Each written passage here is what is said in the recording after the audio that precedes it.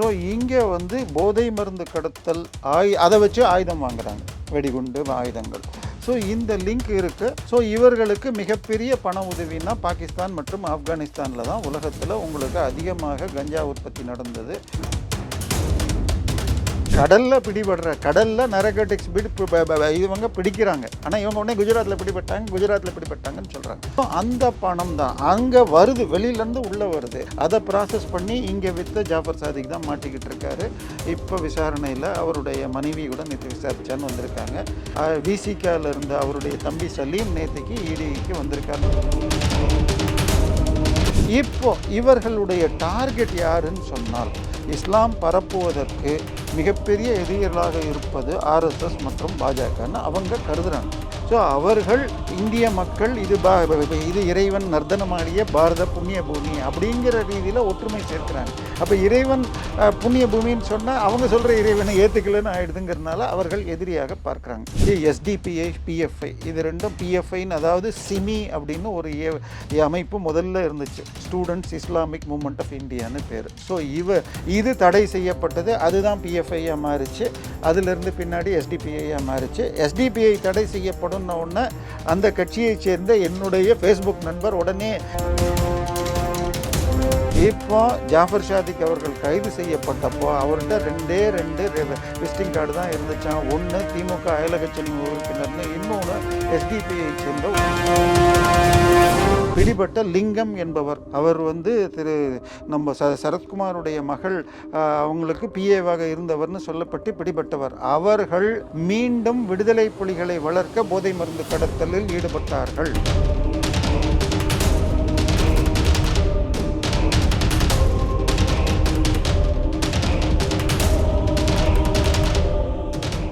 Real one voice நேயர்களுக்கு வணக்கம். இன்றைய நேர்காணலுக்காக நம்முடன் இணைகிறார் அரசியல் விமர்சகர் திரு தேவப்பிரியா அவர்கள். வணக்கம் சார். வணக்கம்.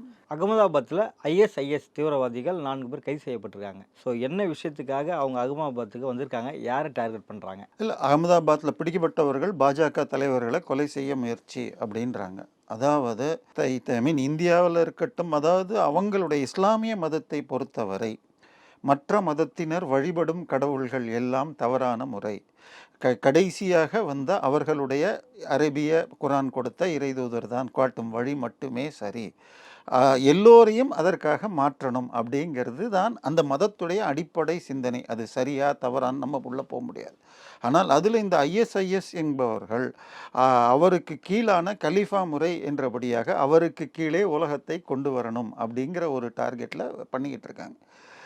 பிரச்சனை என்னன்னா, இந்த மாதிரி பயங்கரவாத அமைப்புகளுக்கு மிக அதிகமாக உதவுவது போதை மருந்து பணம் தான். ஏன்னா நீங்கள் வந்து இன்றைக்கி எந்த பிஸ்னஸ் பண்ணாலும் 10 ரூபாய்க்கு பொருளை வாங்கி 15 ரூபாய்க்கு விற்பீங்க. உங்கள் பிஸ்னஸ் நடத்துறதுக்கு 2 ரூபா செலவாகும், 3 ரூபா வரும்.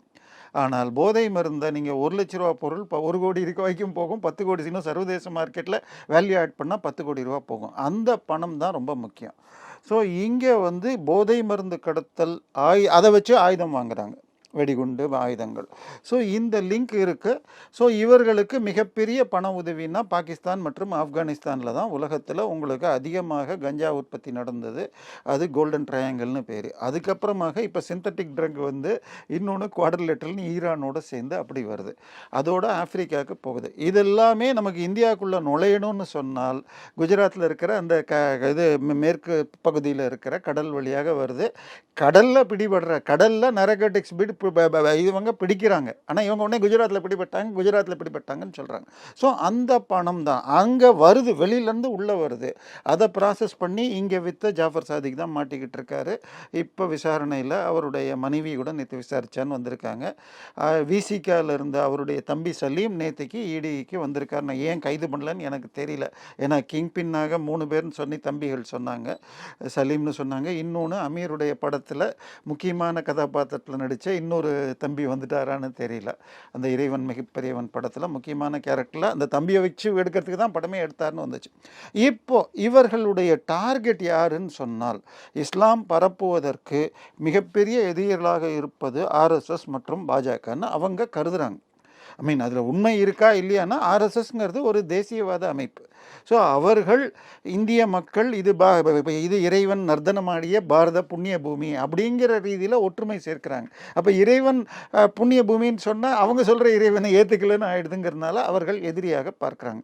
திரு மோடி அவர்கள் அரசியல் ஐ மீன் டெல்லி அரசியலில் நுழைய போகிறேன்னு சொன்னப்போ 2013 பாட்னாவில் அவர் கலந்து கொண்ட ஒரு தேர்தல் பரப்புரை நிகழ்ச்சியிலேயே பெரிய அளவில் குண்டு வெடிச்சுது.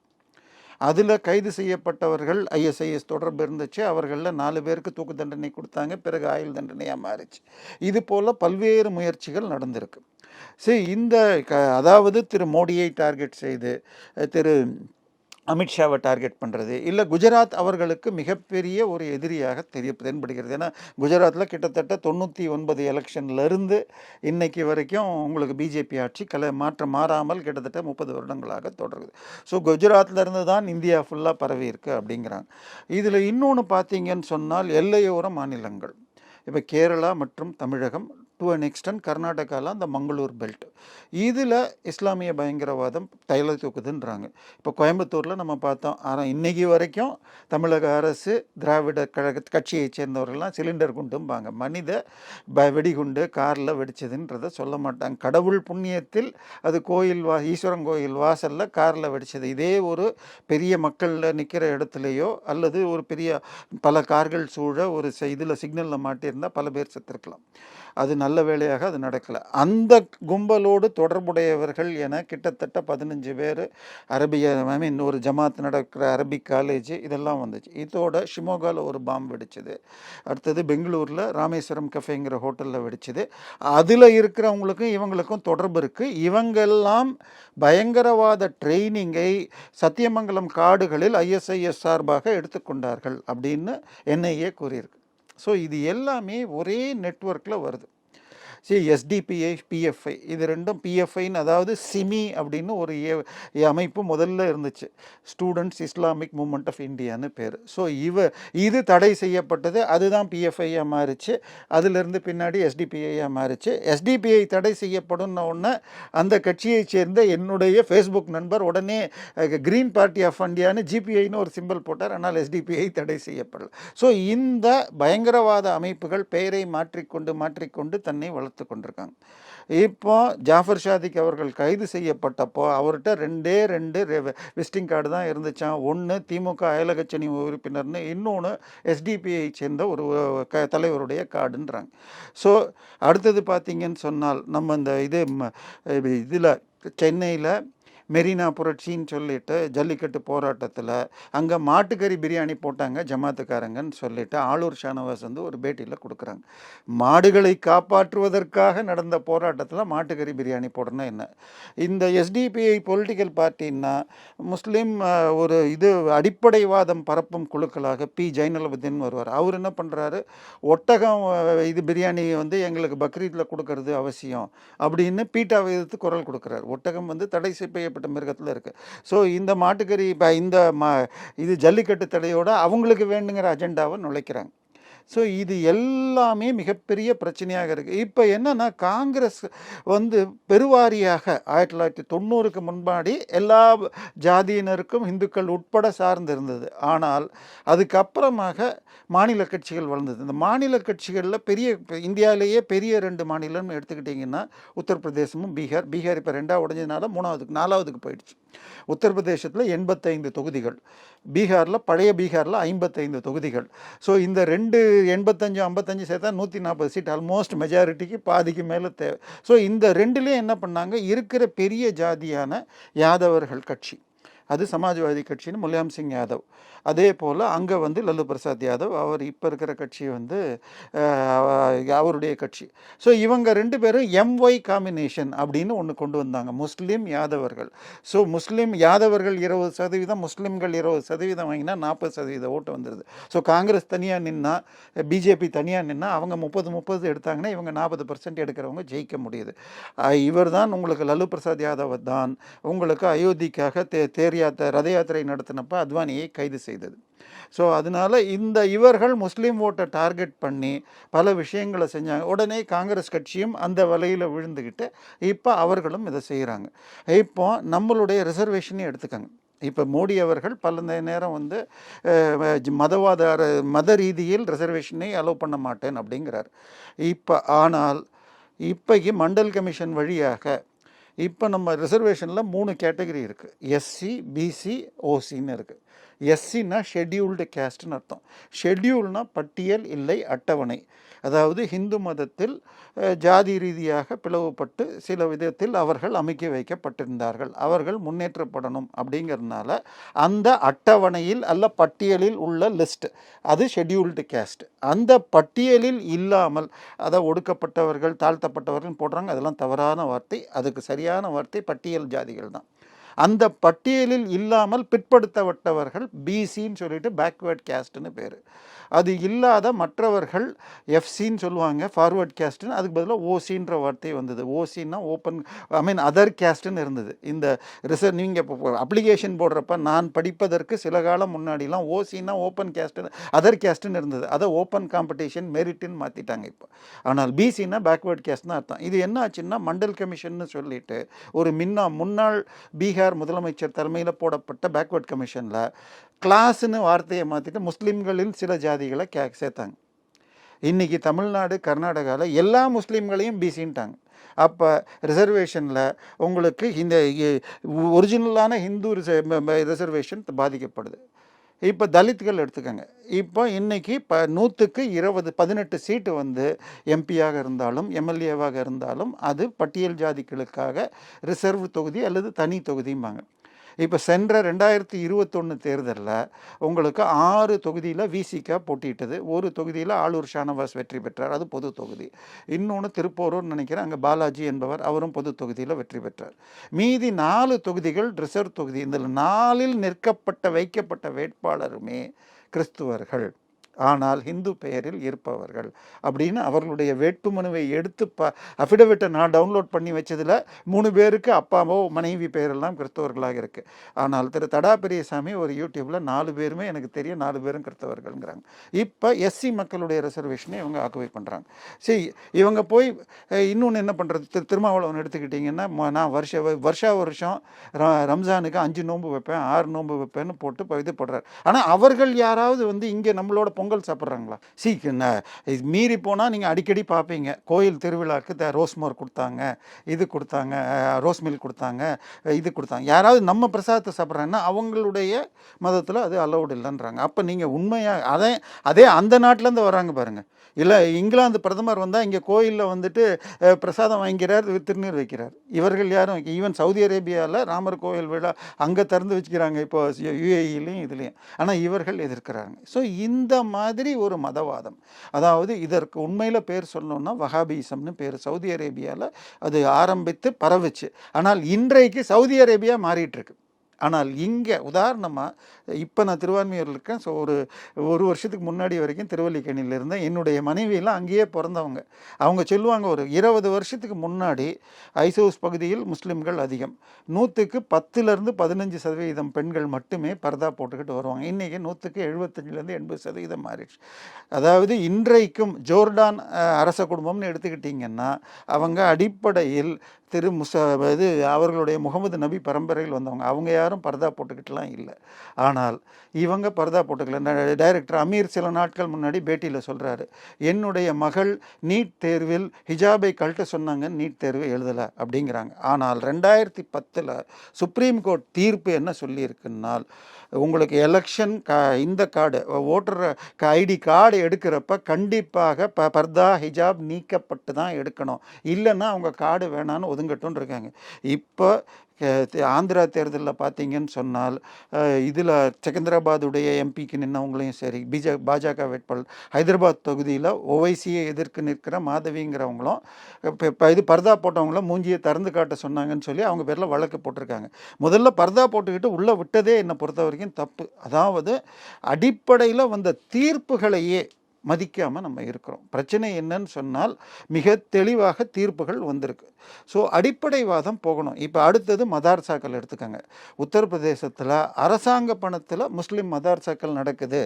செக்யூலர் கண்ட்ரி வரி பணத்தை எடுத்து ஒரு மதத்துக்கு எந்த மதத்துக்குமே, இந்து கோயிலுக்கும் செலவு பண்ணக்கூடாது, சர்ச்சுக்கும் செலவு பண்ணக்கூடாது, இதுக்கும் பண்ணக்கூடாது. ஆனால் முஸ்லீம் மத ரீதியான கல்வி மதார்சாக்கு செலவு பண்ணது தப்பு. 2500 மதார்சா பள்ளிகள் இருக்குது, அதுக்கு ஆசிரியர்கள் சம்பளங்கள் அரசாங்கம் கொடுக்குது அப்படின்னு இப்போ அலகாபாத் உயர் நீதிமன்றம் அந்த சட்டமே தவறு அப்படின்னு 2003 முலாயம் சிங் யாதவ் முதலமைச்சராக இருந்தது. அதை கூட நம்ம தினகரன் பத்திரிகையில் போய் பார்த்தால் யோகி கொண்டு வந்த சட்டம் தவறு என்று சொல்லியிருக்கு அப்படிங்கிறாங்க. தீர்ப்பு கொடுக்கப்பட்டது திரு முலாயம் சிங் யாதவ் கொடுத்தது. ஸோ இன்றைக்கும் நீங்கள் போய் அவங்க வெப்சைட்டில் பார்த்தால் இது கண்டெம்ட் ஆஃப் கோர்ட்லேயே வரும். தினகரன் பத்திரிகை நான் இங்கேயே ரெக்கார்டே பண்ணுறேன். தினகரன் பத்திரிகை வெப்சைட்டில் ஸ்க்ரீன்ஷாட் வச்சுருக்கேன், அவங்க மாற்றினா கூட. ஸோ இது நடக்குது. இப்போ அதுக்கப்புறம் இப்போ உச்சநீதிமன்றம் சில ஸ்டேக்கள் கொடுத்துருக்கு. அதாவது அந்த பள்ளி மாணவர்கள் முடிக்கிற வரைக்கும் அது கண்டினியூ பண்ணலாங்கிற மாதிரி ஏதோ சில சலுகைகளை கொடுத்துருக்காங்க. ஸோ இஸ்லாமிய அடிப்படைவாதம் இதுக்கு ஏன் காரணம்? அதாவது இஸ்லாமியர்கள் இந்தியா முழுக்க 14.6% இருக்காங்க. அதுலேயும் பார்த்திங்கன்னா பெருவாரியாக ஒரு சில மாவட்டங்களில் அதிகமாக இருக்கும். இப்போ இதில் எடுத்துக்கிட்டிங்கன்னா ராமநாதபுரத்தில் அதிகமாக இருக்கும். கேரளாவில் ஒரு சில மாவட்டங்களில் மலப்புரம், வயநாடு, இது கோழிக்கோடு, இந்த மாதிரி தொகுதிகளில் 40% தாண்டுறாங்க. இதில் பார்த்திங்கன்னு சொன்னால் வெஸ்ட் பெங்காலில் முர்ஷிதாபாத்துங்கிற தொகுதியில் 66% தாண்டுது.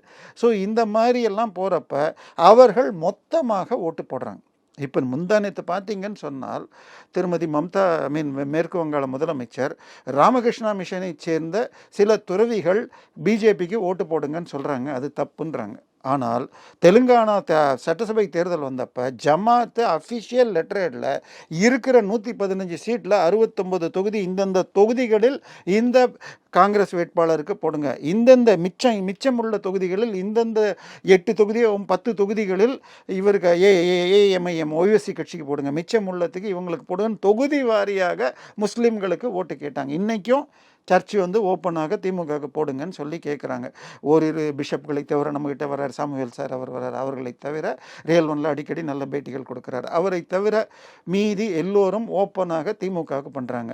அதை யாரும் மதவாதம்னு சொல்லலை. ஒரு சர்ச்சு கிறிஸ்டியனுக்கு ஓட்டு போடுன்னா மதவாதம்னு சொல்லலை. ஒரு ஜமாத்தோ மௌல்வியோ ஓப்பனாக இது பண்ணுறது சொல்லலை. ஆனால் ஹிந்து ஒரு சாமியார், அதுவும் அந்த மடத்தை சேர்ந்த 2 பேர் பேசினாங்கன்னு இன்றைக்கி அவங்களே பேக் அடிச்சிடும். எனக்கு ராமகிருஷ்ணா மிஷன் மீதும் RSS சேவை செய்யும் அமைப்பு என்பதில் சந்தேகமில்லை. ஆனால் 2 பேரை சொல்லி அவங்க பேசினாங்க அப்படின்றாங்க. எந்த துறவியோ மௌல்வியோ தனிப்பட்ட முறையில் அவங்க எந்த கட்சியை ஆரம்பிக்கலாம். ஆனால் தன்னுடைய அமைப்பு சார்ந்து எந்த மதத்தை சேர்ந்தவரும் ஓட்டு போடுன்னு சொல்கிறது தப்புங்கிறது கிடையாது, தவிர்ப்பது நல்லதுங்கிறது என்னுடைய கருத்தும். ஸோ இந்த மொத்தமாக அவர்களை ஓட்டு வாங்கலான்னு சொல்லி தூண்டுறது ஒரு காரணமாக இருக்குது. இன்னைக்கு இன்னொன்று, பங்களாதேஷ்லேருந்து வந்த பல தொழிலாளர்கள், திருப்பூரில் மாத்திரம் 5 லட்சம் தொழிலாளர்கள் இருக்காங்களா, அதில் 80% பேர் பங்களாதேஷிகள்ன்றாங்க. இப்போ இந்த பங்களாதேஷிகள் என்ற பெயரில் ஈவன் பர்மாவை சேர்ந்த ரோஹிங்கியா முஸ்லீம்களும் வந்திருக்காங்கங்கிறாங்க. இவர்கள் சரி, அவங்க அந்த பாஸ்போர்ட்டில் இங்கே வேலை செஞ்சுட்டு திரும்பி போனார்னா பரவாயில்ல. அவங்க இங்கே வந்துக்கிட்டு போலி பாஸ்போர்ட்டு, போலி ரேஷன் கார்டு, போலி ஆதார் கார்டை வாங்கிடுறாங்க. அப்படி உத்தரப்பிரதேச பல முஸ்லீம்களுக்கு ஆதார் கார்டு வாங்கி கொடுத்த ஒருவரை வேலூரில் உத்தரப்பிரதேச பயங்கரவாத தடுப்பு ATS ஆன்டி டெரரிஸ்ட் ஸ்குவாட் பிடிச்சிட்டு போயிருக்கு. ஸோ இந்த மாதிரி நடக்குது. இந்தியாவில் 5 to 6 கோடி பேர் பங்களாதேஷிலும் ரோஹிங்கியா முஸ்லீம்கள் சேர்ந்துருக்காங்க அப்படிங்கிறது ஒரு தகவல் முன்னாள் CISF இராணுவத்தை சேர்ந்த அதிகாரி நூலில் குறிப்புகள் கொடுக்குறாங்க. ஸோ இதெல்லாம் ஓட்டுக்காக எதிர்க்காமல் இருக்காங்க. இப்போ உதாரணமாக நம்ம இது எடுத்துக்கோங்க, CAA சிட்டிசன்ஷிப் அமெண்ட்மெண்ட் ஆக்ட். அது வந்ததுன்னா இந்தியாவை சேர்ந்த எந்த ஒரு முஸ்லீமுக்கும் பாதிப்பு இருக்காது. நம்ம அக்கா சுந்தரவள்ளி அக்கா எடுத்துக்கோங்க, கம்யூனிஸ்ட் கட்சி, அவங்க ஒரு சிறு காணொலி உங்களுக்கு கூட போன முறை அனுப்பிச்சேன்னு நினைக்கிறேன். அதில் இந்தியாவில் இருக்கிற முஸ்லீம்களுக்கு பாதிப்பு இருக்காதுங்க. நான் யார் நாங்கள் புயர்ந்த முஸ்லீம்களுக்காகத்தான் குரல் கொடுக்குறாங்க. அந்நிய நாட்டை சேர்ந்தவர்கள் மோசடியான பாஸ்போர்ட்லேயோ மோசடியான ஆதார் கார்டு வாங்கினா அதற்கு ஆதரவு கொடுக்குறேன்னு பேசுகிற இந்த மாதிரி தவறான அரசியல்வாதிகள் தூண்டுதல் இருக்கிறப்ப தைரியமாக இதுக்கு பின்னாடி ஒளிஞ்சு. பிடிப்பட்ட ISIS தீவிரவாதிகள் குறிப்பாக குஜராத்தை டார்கெட் செய்ய என்ன காரணம்? குஜராத்தில் கிட்டத்தட்ட உங்களுக்கு 30 வருடமாக பாஜக ஆட்சி இருக்குது. அவங்களுக்கு என்ன சிந்தனைன்னா, குஜராத் மூலமாக குஜராத் மாடல் அப்படின்னு சொல்லிட்டு தான் மோடி அவர்கள் வந்தார். அங்கு செய்யப்பட்ட மாற்றத்தை இந்தியா முழுக்க கொண்டு வருவார். மினிமம் கவர்னன்ஸ் மேக்சிமம் இதுன்னு சொல்லிட்டு அவர் முதல்ல போட்ட இதில் வந்துச்சு. ஸோ அதனால குஜராத்தில் பாஜகவை அடிக்க ஆரம்பித்தால் அதை பரவ முடியும்னு நினைக்கிறாங்க. இது இதில் அங்கே குஜராத்தில் பிஜேபி இப்போ கொஞ்சம் வீக்காக இருக்குன்னே சொல்லலாம். அதாவது அமித்ஷா மோடி இருந்த அளவுக்கு இப்போ இல்லை, அவர்களை நம்பி தான் இருக்குது. ஐ மீன் இப்போ இருக்கிற முதலமைச்சர்கள் அந்த அளவுக்கு இல்லைங்கிற மாதிரி. இன்னும் சொல்லப்போனால் 2016 தேர்தலில் ரொம்ப கஷ்டப்பட்டு ஜெயித்தாங்க. மிக வீக்கான 2017 தேர்தலில் 150 இலக்குன்னு சொல்லிட்டு 112 என்பது தான் ஜெயித்தாங்க, 190 சீட்டில். அதனால அவங்க அப்படி டார்கெட் பண்ணுறாங்க. பட் இது மாத்திரம் இல்லை, இன்னொன்று பார்த்தீங்கன்னா ரொம்ப ஓப்பனாக உங்களுக்கு மன்மோகன் சிங் அவர்கள் பேசியிருக்காரு. இந்த இந்துக்களிடமிருந்து ஐ மீன் பொதுவாக மக்களிடமிருந்து சொத்துக்கள் எடுக்கப்பட்டு மைனாரிட்டிகள் என்றால் முக்கியமாக முஸ்லிம்களுக்கு பிரித்து தரப்படும்னு பேசுகிறாங்க. திரு சல்மான் குர்ஷித் முன்னாள் சட்டத்துறை அமைச்சர் பேசியிருக்காரு. எல்லோரும் மைனாரிட்டி என்று சொல்லுங்கள், முஸ்லிம்கள் என்று சொல்ல வேண்டாம். மைனாரிட்டி என்றால் 80% முஸ்லிம்களை குறிக்கும்னு வீடியோ இருக்குது. இது எதுவுமே என்னுடைய இது இல்லை, அவருடைய சொந்த உறவினர் ஒருத்தர் போய் பேசுகிறாங்க. முஸ்லிம்கள் அனைவரும் மொத்தமாக காங்கிரஸுக்கு ஓட்டு போடணும், இது ஓட்டு ஜிஹாதாக நீங்கள் கொள்ள வேண்டும்னு சல்மான் குர்ஷித்துடைய நீஸ் பேசியிருக்காங்க. கமல்நாத் அவர்கள் ஐ மீன் மத்திய பிரதேசத்தை சேர்ந்த முன்னாள் முதலமைச்சர் காங்கிரஸ், அவர் 2018 மத்திய பிரதேச தேர்தலில் காங்கிரஸ்க்கு நீங்கள் 90% முஸ்லீம்கள் மொத்தமாக போடணும், ஏன்னா இந்துக்களுடைய ஓட்டு பிரிஞ்சு வரும், முஸ்லீம்கள் மொத்தமாக போட்டால் தான் நாங்கள் ஜெயிக்க முடியும். இந்த பேச்செல்லாம் மதவாதமாக எனக்கு தெரியலையா? இதை பற்றி ஏன் நம்ம தமிழகத்தில் இருக்கிற லாலிபப் பங்கல்கள் பேச மாட்டாங்கிறாங்கன்னு எனக்கு தெரியல. அதனால பிரச்சனை என்னன்னு சொன்னால், ஓட்டு அரசியல் செய்யும் பொழுது ஒரு குறிப்பிட்ட சமூகத்திற்கு ஆதரவாக மற்ற கட்சிகள் செய்கிறப்ப அதை அவர்கள் பயங்கரவாத அமைப்புகள் பயன்படுத்தி கொள்ளுது. அதற்கு முகமூடியாக எஸ்டிபிஐ போன்ற ஜமாத்துகள், அரசியல் கட்சிகள் உதவுகின்றன. இதை மிக சீரியஸாக தடுக்கப்படணும். 2024 தேர்தலுக்கு அப்புறம் தடைப்படணும். ஏன்னா 2014 மோடி அரசு வந்த பிறகு பெரிய அளவில் ஒரு பாம் பிளாஸ்ட் கூட நமக்கு நடக்கலை, மும்பையாக இருக்கட்டும்.